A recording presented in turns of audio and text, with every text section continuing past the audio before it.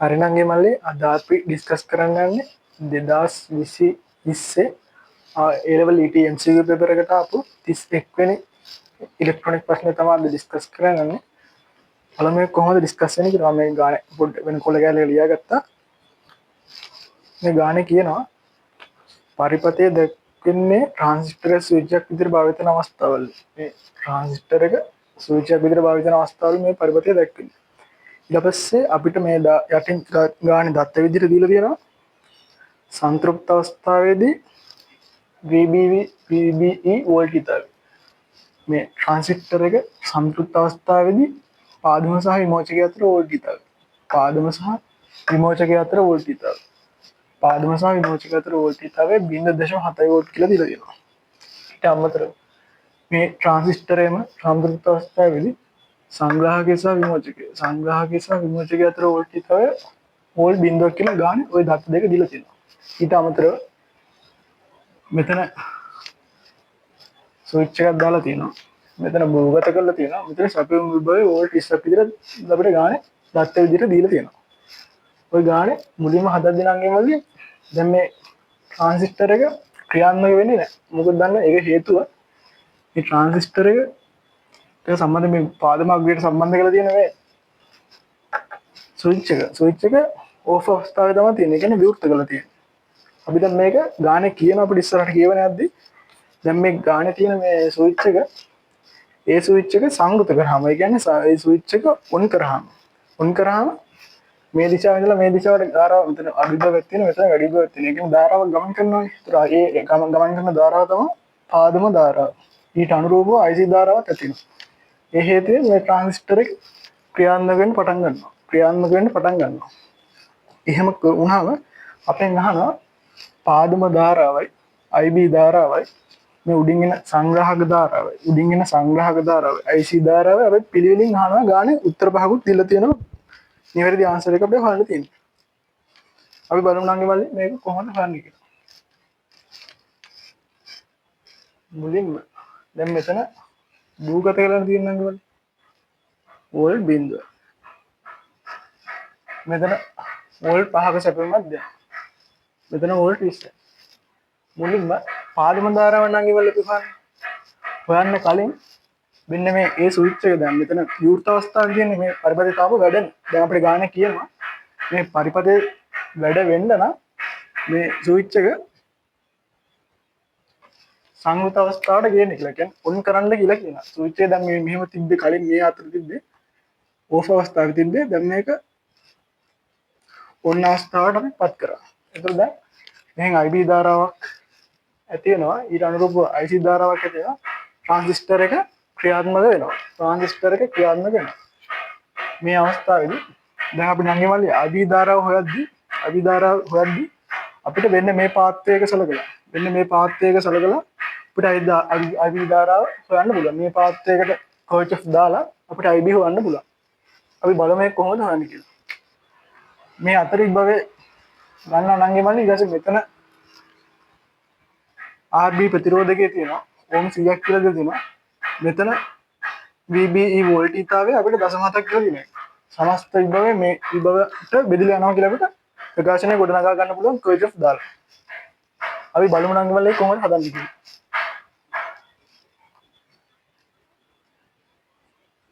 IB සෙවීම මේ අතර වෝල්ටීයතාවය ගමු. බිඳුව සමානයි. මෙතන පාදමාග්‍රයට සම්බන්ධ කරලා තියෙන ප්‍රතිරෝධකයෙන් මම මේක එතන ඒ ප්‍රතිරෝධකයට සම්බන්ධ ප්‍රතිරෝධකයෙන් හින්දා ඒ ප්‍රතිරෝධකයේ වෝල්ටීයතාවම VRB කියලා නම් කරනවා. VRB ධන මෙතන බේස් එමිටර් වෝල්ටීයතාව අපේ 1.7ක් කියලා ගානේ දීලා තියෙනවා. ඒක මම VBE කියලා මුලින්ම මම ප්‍රකාශනය ලියා ගන්නවා. ඊට පස්සේ ඔන්න අතර බෙදෙනවා. මේ සමස්ත වෝල්ටේජ් එක ඔය අතර බෙදෙනවා. මෙතන වෝල්ට් 5ම නංගි මල්ලි. VRB කියලා කියන්නේ V සමාන IR නංගි මල්ලි. ඒ කියන්නේ මෙතනින් එන මේ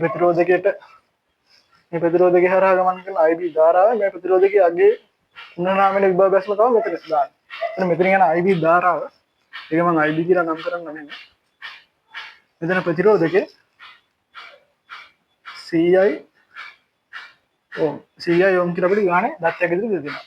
බේස් එමිටර් වෝල්ටේජ්තාවය 0.7ක් කියලා අපිට ගාන දීලා තියෙනවා. අපිට කෙලින්ම IB ධාරාව හොයාගන්න පුළුවන්. IB මම මේ පැත්තේ තනි කර ගන්න සමානයි 5 මොන තියෙනවා 0.7 5 ඉතින් තියෙනවා 0.7 සමාන කිරීමෙන් මේ පැත්තට එද්දි ඉන්න 0.7ක් කියලා තමයි එන්නේ. ඊට පස්සේ මෙතන තව 100ක් තියෙනවානේ. ඒ 100 ගුණ කිරීමක් තියෙන මේ පැත්තේ. සමාන කිරීමෙන් මේ පැත්තට යද්දි බෙදීමක් වෙනවා. ඒතර අපිට IB ධාරාව ගන්න පුළුවන්.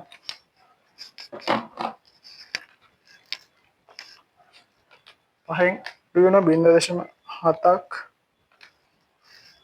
4.3යි ක බෙදීම 100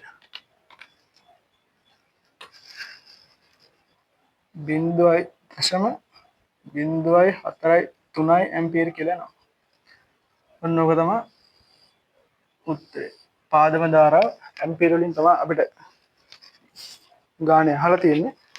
මුලින්ම අහන්නේ පාදම ධාරාව. ඔන්න ඔයගේ තමයි 0.4 ඇම්පියර් තමයි අපේ පාදම ධාරාව. මෙහෙන් එන පාදම ධාරාව. ඊට පස්සේ නම් ඉවල්ලි අපෙන් අහනවා නේද? සංග්‍රහක ධාරාවත් අපෙන් අහනවා. සංග්‍රහක ධාරාව මේ උඩින් එන සංග්‍රහක ධාරාවත් අපෙන් අහනවා. IC අහනවා අපෙන්. එතකොට ඒක IC හොයද්දි අපිට මේ පාත් එක සලකන්න පුළුවන්. මේ පාත් එකට කොයිදස් දාලා අපිට IC හොයාගන්න පුළුවන්. මෙතනින් එන IC ධාරාව අපිට හොයාගන්න පුළුවන්. දැන් සමස්තයක් විදිහට මෙතන දාත්‍යයක් විදිහට නම් ගවල මෙතන BCE වෝල්ටේජ්තාවය සංග්‍රහක සහ විමෝචක අතර සංග්‍රහක සහ විමෝචක අතර වෝල්ටේජ්තාවය BCE වෝල්ටේජ්තාවය බිඳුවක් කියලා අපිට ගානේ දාත්‍යයක් විදිහට දීලා තියෙනවා. ඒතර මේ පාත් එකකට දාලා අපිට IC ධාරාව හොයාගන්න පුළුවන්. අපි බලමු මේක කොහොමද හොයන්නේ කියලා. ඒක මම මේ පැත්තෙන් ලියන්න. IC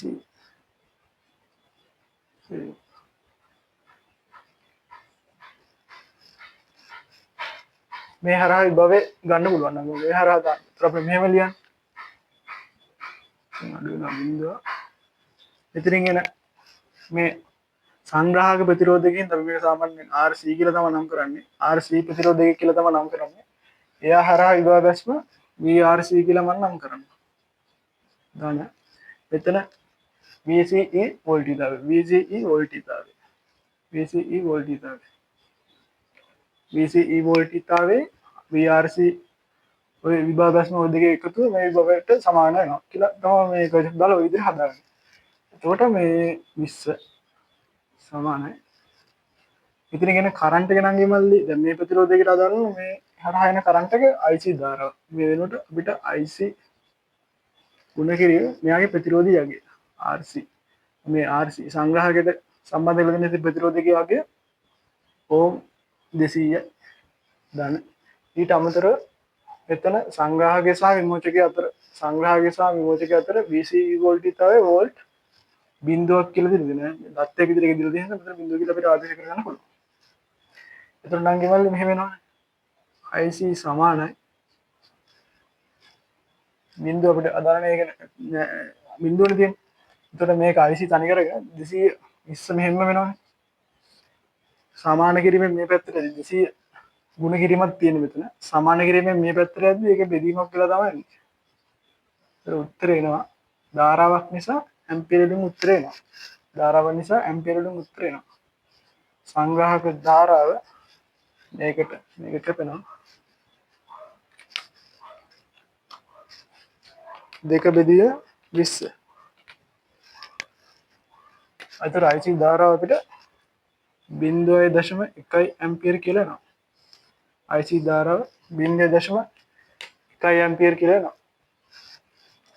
එතන නම් ගෙවල්ලි ඉස්සරම පාදම ධාරාව තියෙන්න ඕනේ. උත්තරේ ගන්න නම් පාදම ධාරාව පිළිවෙලින් තියෙන්න ඕනේ. IC සංග්‍රහක ධාරාව ඊට පස්සේ තියෙන්න ඕනේ. IB සහ IC ධාරාව පිළිවෙලින් අහනවා. ඒතර IB ධාරාව 0.043 ඇම්පියර් 0.043 ඇම්පියර්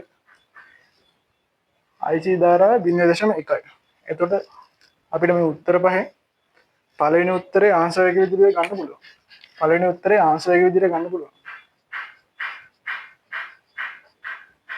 ආන්සර් නොම තම නංගිවල 2020 ඉලෙක්ට්‍රොනික් ගාන හදන්නේ. ඒක න සාමාන්‍ය එහෙම ලොකු අමාරුන්නේ අර කලින් 22 23 24 වගේ අවුරුදු තමයි සංකීර්ණ විදිහට අහන විදිහ ප්‍රශ්න. මේක සාමාන්‍ය විදිහට හදා ගන්න පුළුවන්. ඒක ලොකු අවුලක් නැහැ. මේ කොහොම තමයි ගාන විවරණය වෙන්නේ. ඔයාලා මේ බලලා කොට දාගන්න.